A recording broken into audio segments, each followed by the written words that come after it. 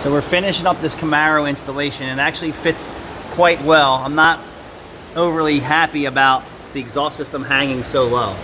So it comes like this, and there's no getting it up. Ha! There's no getting it up. So I'm not real thrilled about this, but that's the way it is. Well, it's also Mbrp. Why don't you have left and right tailpipes?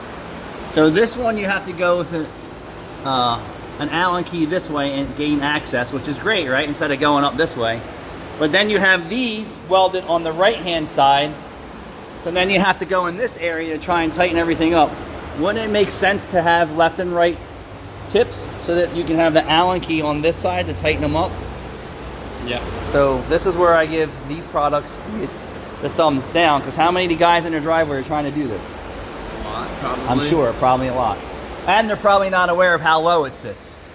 It is what it is. So I'm gonna give this, on a scale of 1 to 10, a 5.